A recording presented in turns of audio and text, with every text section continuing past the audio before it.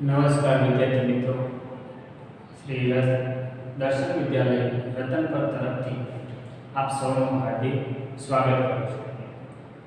ગયા તાસની અંદર આપણે ચેપ્ટર 4 ગોપાળ બાપા જેના લેખક છે મનુભાઈ પંચોળી, તેનો સાહિત્ય પ્રકાર છે નવલકથા અંશ, જે ઝેર તો પીધા છે જાણી જાણીમાંથી લેવામાં આવ્યું છે।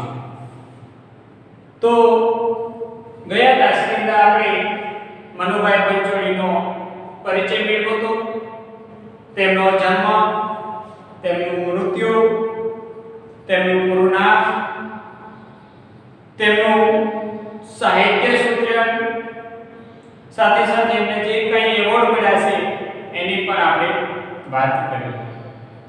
એના પછી પાઠની અંદર, ગદ્યની અંદર, નવલકથા અંશની અંદર શું આવશે, શું આપણે શીખવાના છીએ એની પણ આપણે ચર્ચા કરી। આજે આપણે એનાથી એક સ્ટેપ આગળ, એટલે કે પાઠને વાંચતા જઈશું, સાથે સાથે તેને સમજતા પણ જઈશું। પહેલા આપણે એને સડન વાંચી લઈશું થોડું, પછી એને ધીરે ધીરે સમજશું, અને એની સાથે જે કંઈ પ્રશ્નો છે, કેવા પ્રશ્નો પૂછાઈ શકે, કેવા કેવા શબ્દ આવે છે, અપરિચિત જે શબ્દો છે એની સમજૂતી આપણે લઈશું, અને અંદર જે કંઈ વ્યાકરણ આવે છે, સમાસો છે, એ પણ આપણે જોતા રહીશું। જો ચાલો આ મિત્રો આપણે આ વિડિયો ચાલુ કરીએ। ગોપાળ બાપા જેના લેખક ફરીવાર કહું છું મનુભાઈ પંચોળી, દર્શક, તેનો સાહિત્ય પ્રકાર નવલકથા અંશ, શેમાંથી લેવામાં આવ્યું છે? ઝેર તો પીધા છે જાણી જાણીમાંથી આ નવલકથા અંશ લેવામાં આવ્યો છે। ચાલો મિત્રો આપણે પાઠની અંદર જઈએ તો એક જ આદમીના પુણ્યે આ કોતરોને આંબા, જાંબુડા, રાય અને ચીકુના ઝૂલથી મહેકતા કરી મૂક્યા છે। 40 વર્ષ એ વાતની હજુ માંડ થયા છે। 40 વર્ષ થયા છે જે એક જ વ્યક્તિના પુણ્યથી આ આખી જે કોતરની જમીન છે એ જમીન ઉપર જાંબુડા, રાય, ચીકુના જે છોડ છે, ઝૂંડ છે, એ મહેકતા થયા છે, એની સુગંધ ચારે તરફ ફેલાવી છે। એક જ વ્યક્તિના પુણ્ય અહીંયાથી ચાલુ કરીએ છીએ। મનુભાઈ પંચોળી આગળ વધતા એવું કહે છે કે કોણ છે એ વ્યક્તિ? તો વર્ષની શિયાળાની એક સવારે એ વખતના સ્વપ્નસેવી મહારાજ શ્રીમંત સયાજીરાવ આવા એક કોતરની ભેખડ ઉપર એક બે અંગરક્ષકો સાથે ઊભા હતા। પડખેના ગીરના જંગલમાંથી એક દીપડો આવ્યાના વાવડે એ આ તરફ ઉતરી આવ્યા હતા। થોડાક શિકારીઓ ગોરડ બાવળના જાડા ઝાકરામાંથી નીચે કોતરમાં જતી કેડીએ સાવચેતીથી ઉતરતા હતા। એ બધા ગોરડની જાળીમાં દેખાતા બંધ થયા। મહારાજ દૂર દેખાતી ટેકરીએ દૂરબીન માંડીને જોતા હતા। ત્યાં કોતરમાંથી એક ખેડૂ માણસે આવીને પ્રણામ કર્યા અને થોડા ફળ ભેટ કર્યા।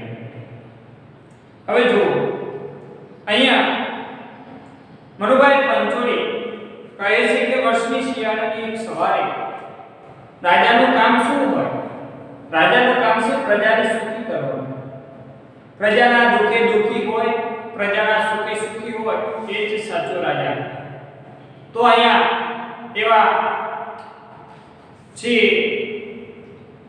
સ્વપ્નસેવી મહારાજ, સયાજીરાવને સ્વપ્નસેવી મહારાજ કીધા છે। સ્વપ્નસેવી જે સ્વપ્નની સાકાર કરે એવા મહારાજ સયાજીરાવ ગાયકવાડ ના કાને એવો શબ્દ જાય છે કે કોતરની જમીને, એટલે કે આ ડુંગરમાં દીપડા આવ્યા છે। એ દીપડાને ભગાડવા માટે, એ લોકોને નુકસાન ના કરે એટલા માટે ઢોર ઢાંખરને નુકસાન ન કરે એટલા માટે મહારાજા પોતે બે ચાર અંગરક્ષકો સાથે તે કોતરની જમીન ઉપર બેકડ ઉપર આવી પહોંચે છે દીપડાને ભગાડવા માટે. બે ચાર અંગરક્ષકો એ જાડી ઝાકળની અંદર ઉતરે છે સાવચેતીથી, કારણ કે દીપડો આવી ચૂક્યો છે. એ દીપડાને ભગાડવા માટે સાવચેતીથી અંદર ઉતરે છે. મહારાજા દૂરબીનથી પહાડને જોઈ રહ્યા છે. એવે જ સમયે એક ખેડૂત મિત્ર, એક ખેડૂત માણસ મહારાજા પાસે આવીને પ્રણામ કરે છે અને ખોબાની અંદર બોરનો ઢગલો બોર લઈને મહારાજને ભેટ અર્પણ કરે છે. આની અંદર તમે જોઈ શકો છો કે મહારાજા સયાજીરાવ પ્રજા માટે કેટલું બધું કામ કરે છે. પ્રજા વાત્સલ્ય મહારાજ હોવો જોઈએ. સયાજીરાવ ગાયકવાડે ઘણી બધી સામાજિક પ્રવૃત્તિઓ પણ કરી છે. સયાજીરાવ ગાયકવાડ પ્રજાપ્રેમી છે. સયાજીરાવ ગાયકવાડ પાસે એક ખેડૂત માણસ આવે છે બોર લઈને, કારણ કે જે શેઠ હોય તો નોકર એની પાસે જવાનો છે. તો અહીંયા પણ એક ખેડૂત માણસ મહારાજા પાસે જાય છે. અહીંયા અમુક શબ્દો આવ્યા છે જેની સમજૂતી આપણે લખતા રહીએ જેથી સરળ રહે.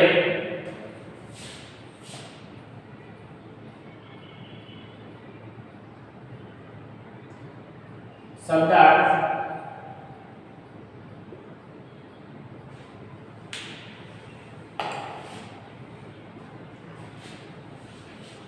મહેકતુ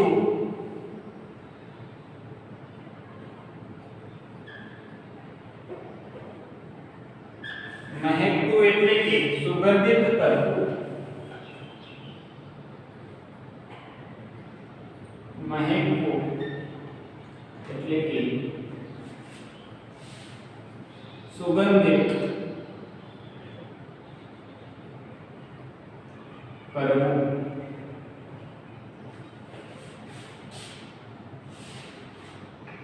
એવો એક બીજો શબ્દ હતો સ્વપ્નસેવી, જેને મહારાજા સયાજીરાવ ગાયકવાડને સ્વપ્નસેવી કહ્યા છે.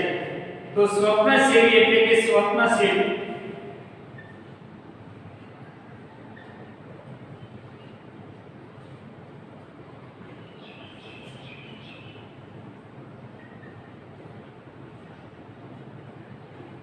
સ્વપ્નશીલ મહારાજ હતા. કોતર, કોતર એટલે શું? કોતરની જમીન. કોતર એટલે શું? કોતર એટલે કે કુદરતી રીતે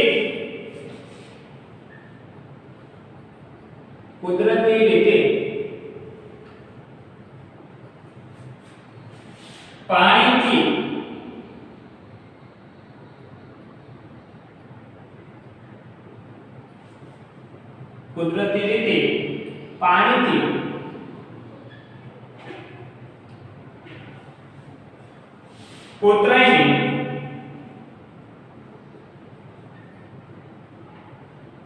કોતરાઈને જમીન પર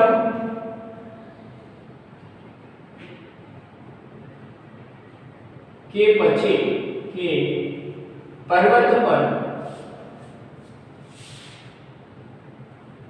પર્વતમાં બનેલો ગુફા જેવો ભાગ.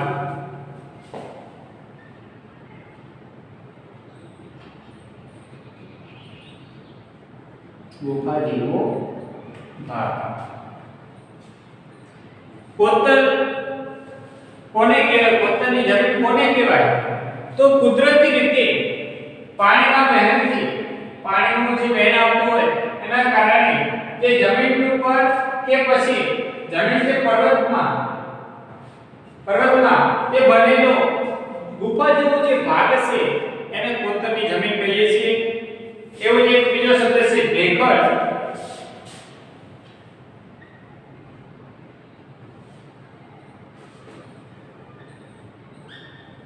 એકલ એટલે કે નદી કાંઠાનો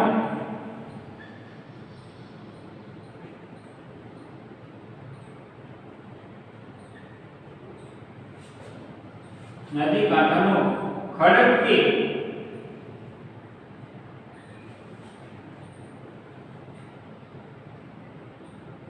માટી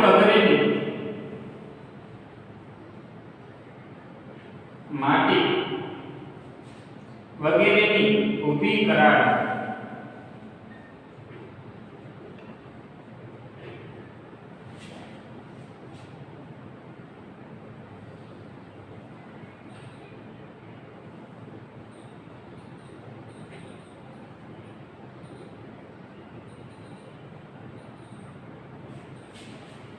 એવો જ એક બીજો શબ્દ છે ગોરડ.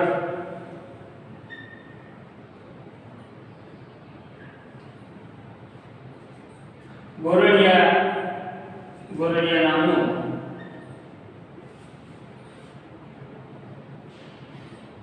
નામનું બાબર. ગોરડ એટલે ગોરડિયા નામનો બાબર. દૂરબીન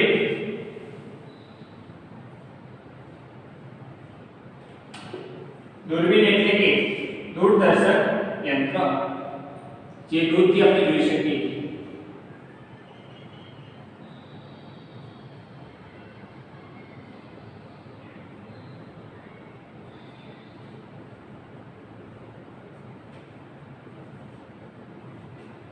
દૂરદર્શક યંત્ર.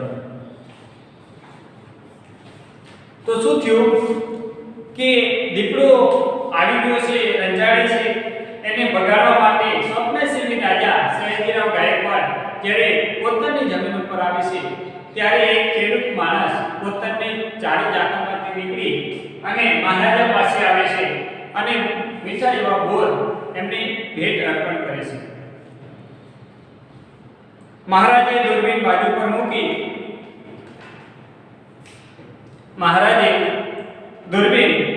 બાજુ પર મૂકી કહ્યું, શું છે? બોર મીઠું જેવા.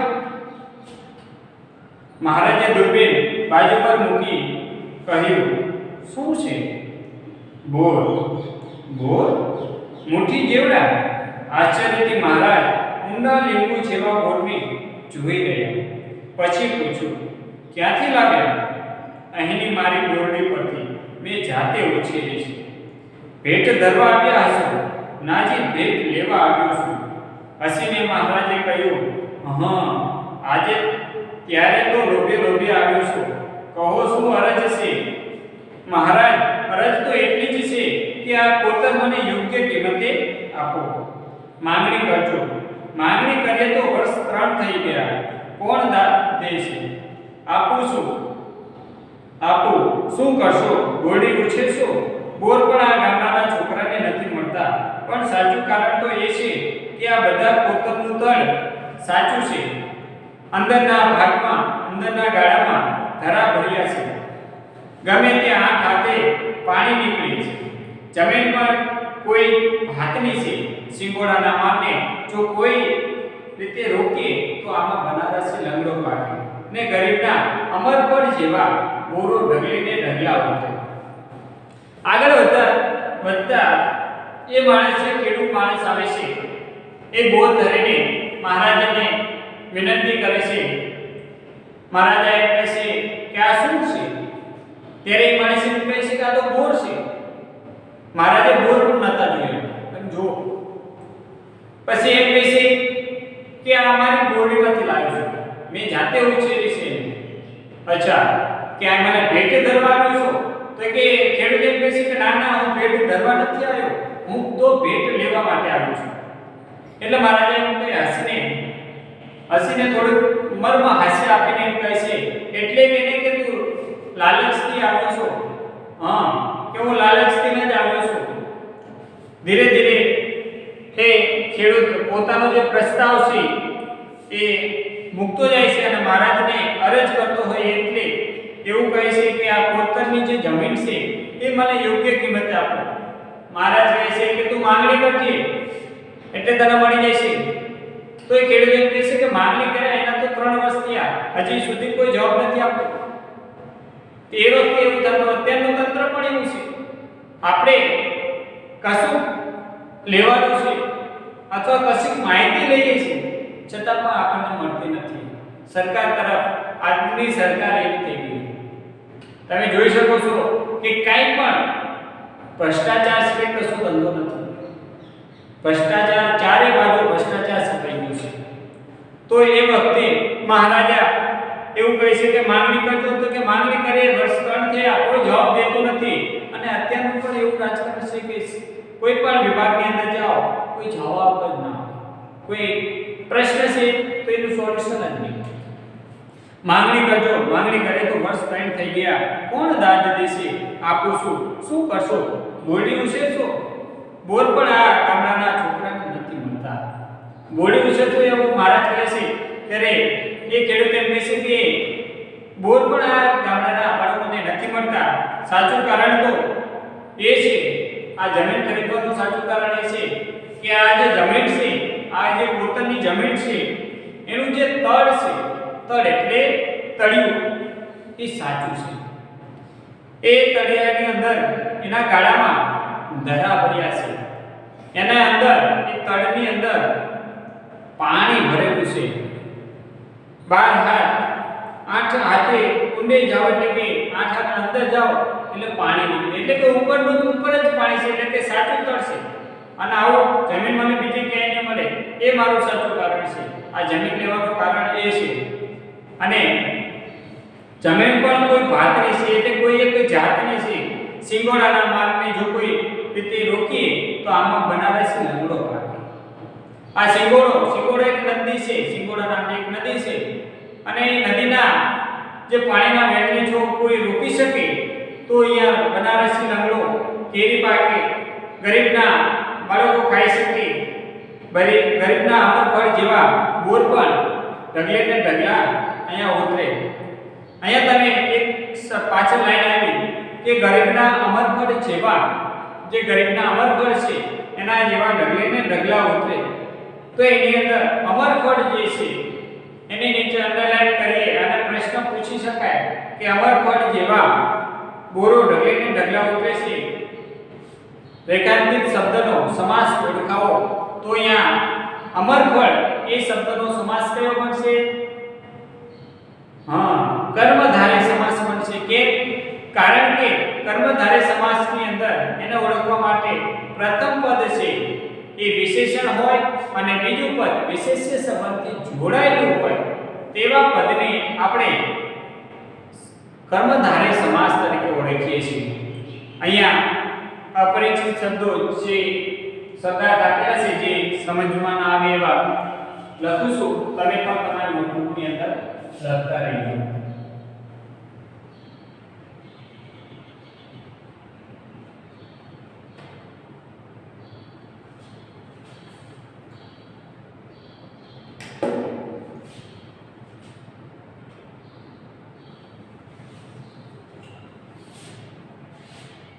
લોભે લોભે,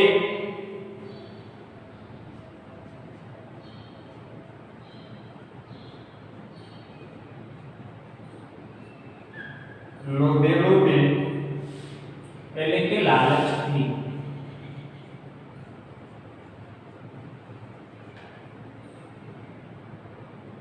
અરજ, અરજ એટલે કે વિનંતી. તળ એટલે કે તળિયું.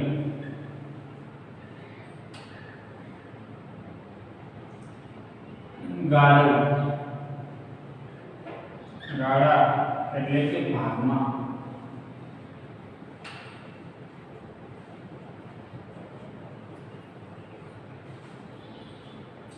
ધરા, પાણીનો ઊંડો ખાડો. ધરો એટલે પાણીનો ઊંડો ખાડો. ભાત, ભાતની એટલે કે જાતની સિંગોડો એક નદીનું નામ છે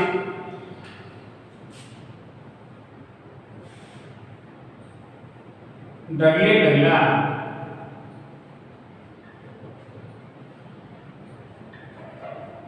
એટલે કે પુષ્કળ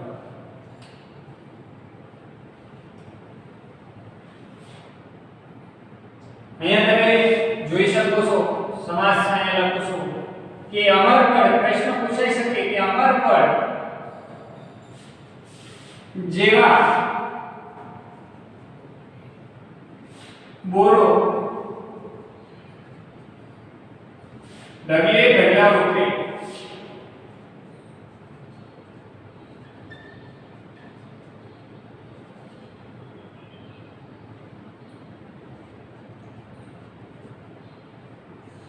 આવો પ્રશ્ન હોય કે અમર પર જેવા બોરો ડગલે ડગલા ઉતરે રેખાંકિત શબ્દનો સમાસ ઓળખાવો તો તમને ખબર પડવી જોઈએ કે આ શબ્દ જે છે એ કર્મધારય સમાસનો પ્રકાર છે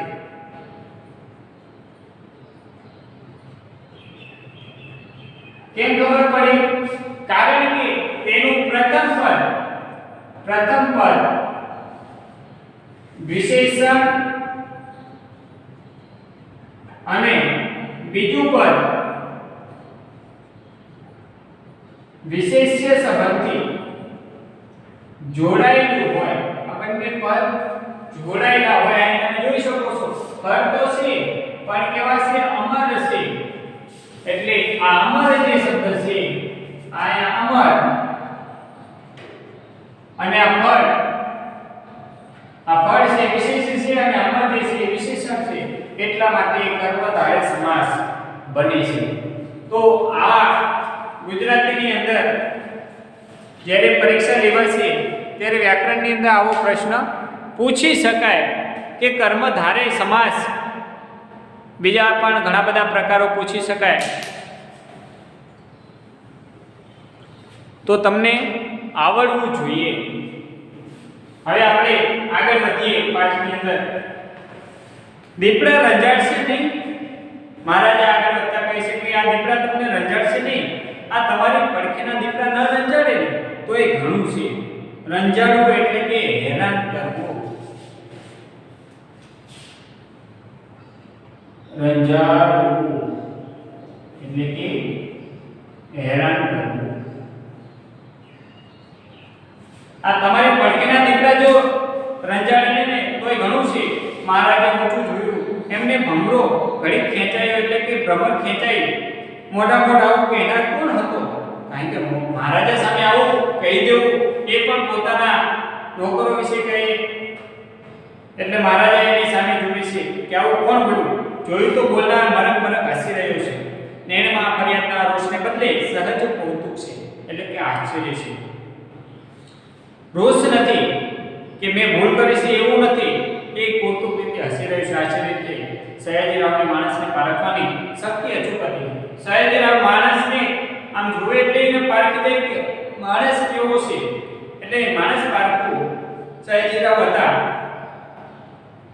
એમણે ધારીને બોલનારને જોયો ઊંડો શ્વાસ લીધો જાણે મનમાં કંઈક ઉતાર્યું પછી એકાએક કહે છે પછી સયાજીરાવ એ ખેડૂત સામે જોડે છે પણ કશું કહેતા નથી જાણે એને પારખી લીધો હોય અને ઊંડો શ્વાસ લઈ જાણે કંઈક ઉતારી લીધું હોય પોતાના અંદર એ રીતે ઉતારીને કંઈક એકાએક બોલે છે તમને આ કોતર આપ્યું એટલે કે આ કોતરની જે જમીન છે એ તમને આપી નેણમાં હમણાં જ લખી આપું છું બીજું કઈ મદદ જોઈતી હોય તો ખેતી ખાતું આપશે ખેતી ખાતું એટલે કે ખેતી વિભાગ આપશે પણ એક કામ કરો પહેલું મંદિર દેખાય મંદિર જોયું એમણે પોતાને છેડે મથાળા એટલે કે ટોચ પર ઉભેલી એક ઝીણ એટલે કે જર્જરિત થઈ ગયેલું શિવાલય બતાવ્યું જી એ આવું જ રહે છે પેશવા સરકારે બંધાવ્યું છે અને જૂનવાણી શિલ્પનો નમૂનો છે એની પૂજાનો બંદોબસ્ત કરો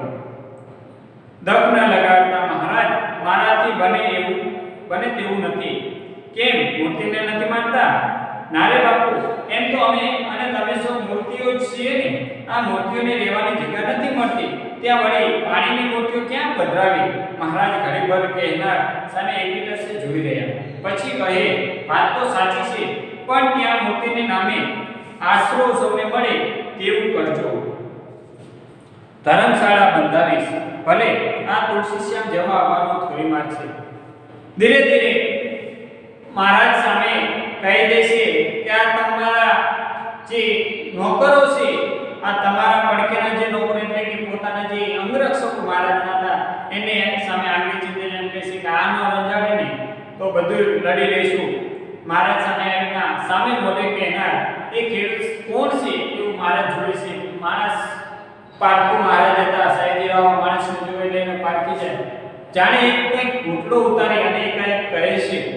માણસને ખેડૂતને પારખી ગયો હોય એ રીતે કહે છે કે તમને આ પોતાની જમીન લખી આપી અને કંઈક બીજી પણ સહાયતા જોઈશે તો આ તમને ખેતી ખાતું પણ આપશે, પણ તમને જે પેલું જૂનવાણી જે મંદિર દેખાય છે જર્જરિત થઈ ગયેલું શિવાલય, તેની પૂજા માટેનો કંઈક બંદોબસ્ત કરો.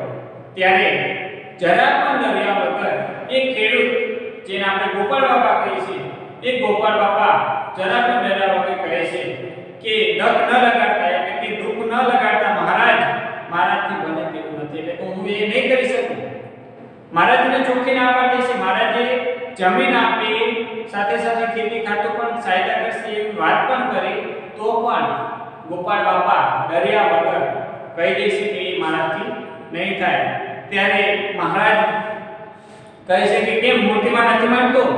તો કે મૂર્તિ વિશે શું, હું માનું છું, હું અને તમે બંને મૂર્તિ જેવા જ છીએ, તો પછી અહીંયા આપણી જેવા મૂર્તિને જો જગ્યા રહેવાની નથી મળતી તો પાણાની મૂર્તિને શું રાખે, એના પૂજા કઈ રીતે કરવી? મહારાજ કહે છે કે ભલે ત્યારે તો ત્યાં આશરો થાય એવું કંઈક કરજો. ત્યારે સયાજીરાવ ગાયકવાડ આવું કહે છે, ત્યારે ગોપાળ બાપા એમ કહે છે ધર્મશાળા બંધાવીશ. ધર્મશાળા એટલે શું કે જ્યાં કંઈ પણ ભાડું લીધા વગર રહેવાની જે સગવડતા, પ્રવાસીઓને રહેવાનું જે ઉતારો હોય તેને આપણે ધર્મશાળા કહીએ છીએ. ટૂંકમાં અહીંયા ગોપાળ બાપાની અંદર જે નિડરતા છે, જે સામે મોઢે કહી દેવાની છે નિડરતા છે, તે અહીંયા જોવા મળે છે. પરોપકાર અહીંયા જોવા મળે છે. સયાજીરાવનું અહીંયા વ્યક્તિત્વ કેવું છે? માણસ પારખું, પ્રજા વાત્સલ્ય રાજા છે અહીંયા. તો અહીંયા અંદર જે શબ્દો આવે છે થોડાક લખી લઈએ. કૌતુક,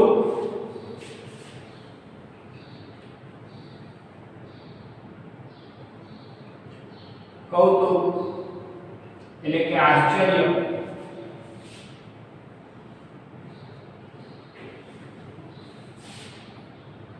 મથાળા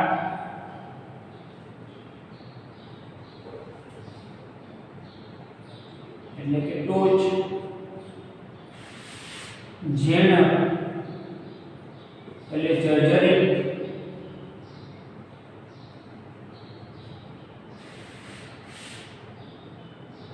બંદોબસ્ત એટલે કે વ્યવસ્થા, ધર્મશાળા, ધર્મશાળા એટલે શું કે કશું પણ ભાડું લીધા વિના, કશું પણ ભાડું લીધા વિના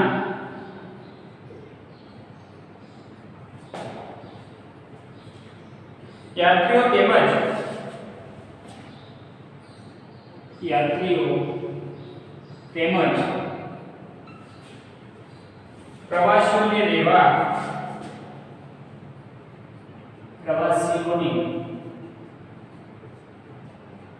રહેવા ઉતરવાનું સ્થાન.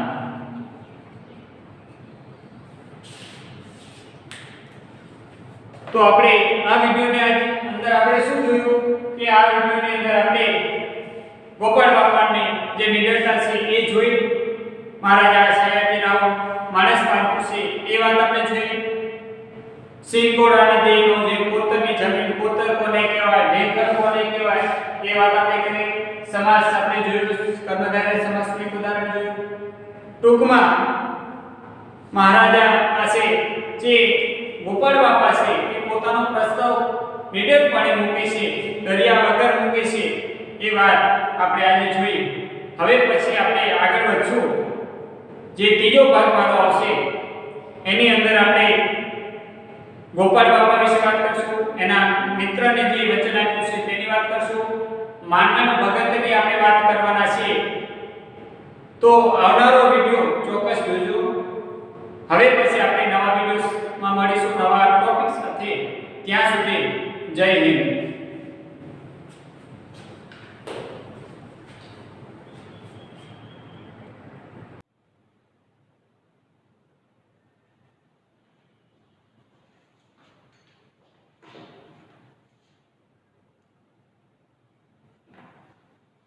નમસ્કાર વિદ્યાર્થી મિત્રો.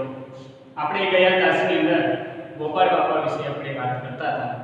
ત્યારે બીજા ભાગની અંદર ગોપાળ બાપા નું વ્યક્તિત્વ વિશે આપણે વાત કરી કે કેવા છે ગોપાળ બાપા. ગોપાળ બાપાની વાતો પરથી આપણને એ ખબર પડી કે ગોપાળ બાપા ખેતી વિશેનું જ્ઞાન ધરાવે છે, પ્રામાણિક છે, નિડર છે. નિડરતા ક્યાં જોવા મળે છે?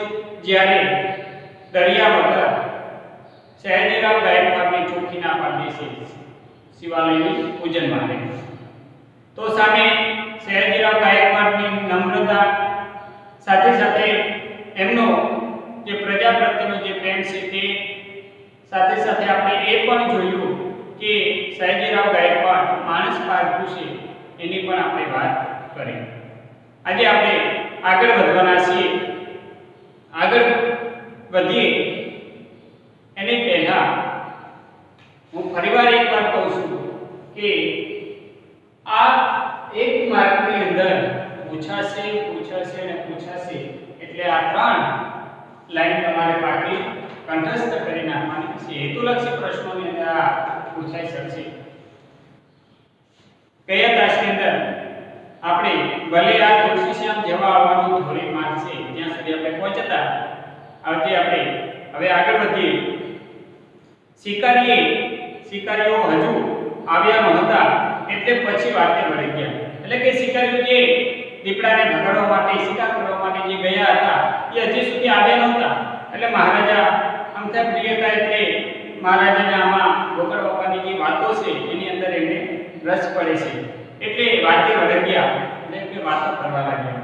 મહારાજને આમાં રસ પડ્યો. એમાં જાણ્યું કે આ ખેડૂત તો વણિક છે અને નામ છે ગોપાળદાસ. વાતોમાં સયાજીરાવ ગાયકવાડ મહારાજને એવી ખબર પડે છે કે આ જે ખેડૂત છે એ તો વણિક છે અને એનું નામ તો ગોપાળદાસ છે. બરડાના પેટાળના એક ગામડામાં રહે છે. કે આ બરડાનો જે પેટાળ છે એ પેટાળના એક ગામડાની અંદર ત્યાં એક ગામડું આવ્યું છે. ત્યાંનો આ એક વાણિક છે. આ બધી જમીનની ખટપટ કરે છે તે તો એના ભાઈબંધના દીકરા માને. જે આ જમીનની ખટપટ કરે છે, પોતાની જમીન માંગે છે, આ તે માંગણી કરે છે યોગ્ય ભાવે, તો આ બધી ખટપટ કોના માટે કરે છે? એના ભાઈબંધના દીકરા માટે કરે છે. આવી વાત મહારાજને ખબર પડે છે. જરિયાની કોલિયરીનો ભાગીદાર એ ભાઈબંધ 4 મહિના પહેલા જ મરી ગયેલ છે અને જતા દૂરથી જ એક ચીઠીમાં બધી માલ મિલકત અને દીકરાની ભાડવણી કરતા ગયા છે ગોપાળદાસને. જ્યારે જરિયાની કોલિયરી એટલે કે આજના ઝારખંડમાં આવેલો એક પ્રદેશ એક શહેર છે જે જરિયા નામે ઓળખાય છે. એની કોલિયરી એટલે કે કોલસાની ખાણ ભાગીદાર. જે કોલસાની ખાણની અંદર ગોપાળદાસ અને એનો મિત્ર ભાગીદાર હતા. 4 મહિના પહેલા ગોપાળદાસનો જે મિત્ર છે એ મૃત્યુ પામે છે અને જતા એને દૂરથી એક ચિઠ્ઠી લખેલી હતી અને એની અંદર માલ મિલકત અને પોતાના દીકરાની ભાડવણી કરતા ગયા છે ગોપાળદાસને. કે ગોપાળદાસને એમ કીધું છે કે તમે આની સંભાળ રાખજો એની સોંપણી કરીને ગયા છે. તે આપબરાનો સાયો મૂકીને અહીં શા સારું જમીન માંગો છો? ત્યારે મહારાજ પ્રશ્ન કરે છે કે આપબરાનો સાયો મૂકી. આપબરાનો એટલે કે બરડાના પહાડનો જે ઉજ્જડ પ્રદેશ છે એની ધુમલી નગરીનો દક્ષિણ બાજુનું એક શિખર જે આપબરા તરીકે ઓળખાય છે એનો છાંયો મૂકીને શા માટે આ બાજુ જમીન માંગો છો? એવું મહારાજ પ્રશ્ન કરે છે કોને? ગોપાળ બાપાને. અહીંયા થોડાક શબ્દ થાય છે સાથે સાથે લખતા રહીએ.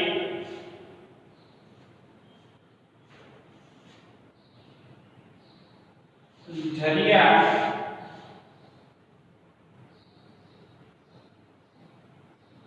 એટલે કે આજના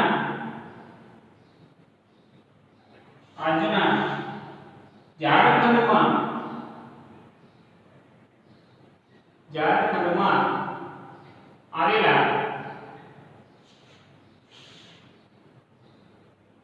આવેલું એક શહેર છે.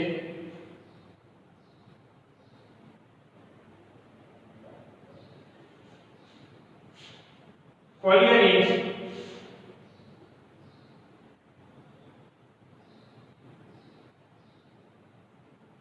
એટલે કે કોલસાની ખાણ.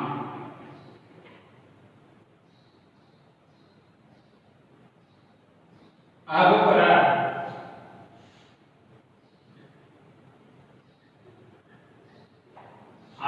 એટલે કે બડા પહાડનું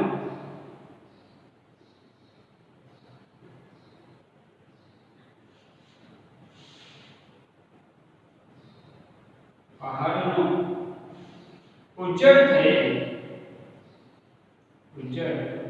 થયેલ ધુમલી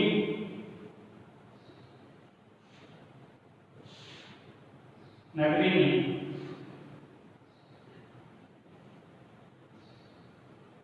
દક્ષિણ બાજુનું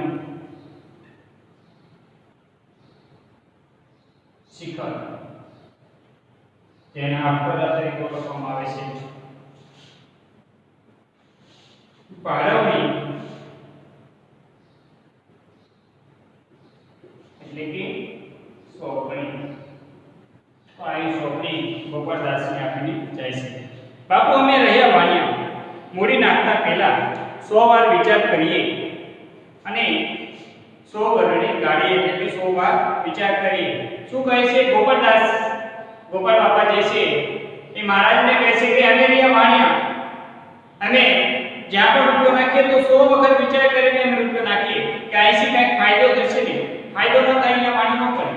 તમને બધાને ખબર છે. તો વાણી કેવા છે? ગોપાળ બાપા એવા છે કે અમે રહ્યા વાણિયા, મૂડી નાખતા પહેલા 100 ગરણી ગાડી એટલે કે 100 વાર વિચાર કરીએ ને એમાં આ તો પારકું ધન, અને એમાં આ તો પારકું ધન જતે દહાડે મોકારો દે ત્યાં જ નાખું કામનું ને વળી મારા ભાઈબંધના વડવાઓ અસલ ગાયકવાડના વતની. આગળ બતાવી કહે છે કે આ મારું ધન નથી, પારકું ધન છે અને ત્યાં જ નાખવું જોઈએ જ્યાંથી એને કંઈક પ્રાપ્ત થાય. અને આ તો પારકું ધન કે જતે દહાડે મોકારો દે એટલે કે પાછળથી ગમે તે કે એટલે એવી જ જગ્યાએ રોકાણ કરવું જોઈએ જ્યાંથી ફાયદો થાય. અને આમ પણ મારા ભાઈબંધના વડવાઓ એટલે કે પૂર્વજો અસલ ગાયકવાડના જ વતની હતા. એ ગાયકવાડના જ વતની હતા. તમે અહીં આવશો તો તમારા વેપારનું શું થશે? આગળ વધતા મહારાજાને રસ પડતો જાય છે અને ગોપાળદાસ સાથે વાત કરતા કરતા ગોપાળ બાપા સાથે વાત કરતા કરતા કહે છે કે તમે અહીં આવશો તો તમારો જે વેપાર છે વાણિયાનો એ વેપારનું શું થશે? વેપાર કંઈ કરવો જ નથી, હરિનામનો જ વેપાર કરવાનો મારા ગુરુએ કીધું છે. આને હવે વેપાર કરવો નથી. મારા ગુરુએ મને ફક્ત હરિનામનો જ વેપાર કરવાનું કહ્યું છે. તરત મહારાજાને પાછો પ્રશ્ન થાય કે આ કોણ ગુરુ? એમ ગુરુ માંડણ ભગત થઈ ગયા ધોરાજી પડખે. ગુરુ માંડણ ભગત કોણ છે? ગોપાળ બાપાના ગુરુ છે. એ ધોરાજી પાસે થઈ ગયા છે. મહારાજના આત્માની ગુલામી છોડીથી એવી તો ભલભલા રીતિ સિદ્ધિ વાળાની પોતા જોઈ નથી કે રીતિ સિદ્ધિ જેને ઐશ્વર્યવાન કહીએ, સમૃદ્ધિવાન કહીએ, એની પાસે પણ એવી નથી ગુલાબી એવી મારા ગુરુ પાસે હતી. નામ તો સાંભળ્યું નથી. મહારાજે વિસ્મયથી કહ્યું. પછી કહ્યું સાંભળ્યું હોય વિસ્મયથી કહે, ભૂલી ગયા હોય એ રીતે કહે છે નામ તો સાંભળ્યું નથી પણ તમે કંઈક ચમત્કાર જોયો હશે. મહારાજ ગોપાળ બાપાને એવું કહે છે કે તમે કંઈક એવો ચમત્કાર જોયો છે જેથી તમે તમારા ગુરુ વિશે આવી સારી સારી વાતો કરો છો, પણ તમે કંઈક ચમત્કાર તો જોયો છે. એકવાર મળ્યો છું બાપુ, બીજી વાર દર્શને ગયો ત્યારે તો દેહ પડી ગયો હતો. અમે તો પરીખ વાણિયા, એકવારમાં પારખી લીધું, એટલે કે દેહ પડી ગયો એટલે કે મૃત્યુ પામ્યું. શું બન્યું હતું? તો મહારાજે પૂછ્યું. શું બન્યું હતું? મહારાજે પૂછ્યું. જોઈએ આગળ. દહાડે એટલે કે ભવિષ્યમાં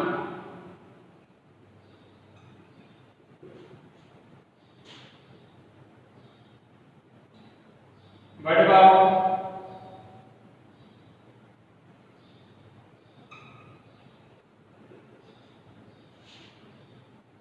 એટલે કે પૂર્વજો રીતિ સિદ્ધિ વાળા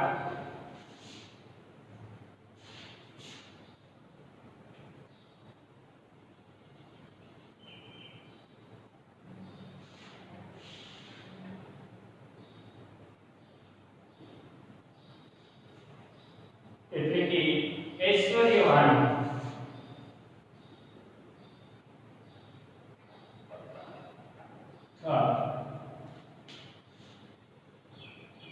સમૃદ્ધિવાન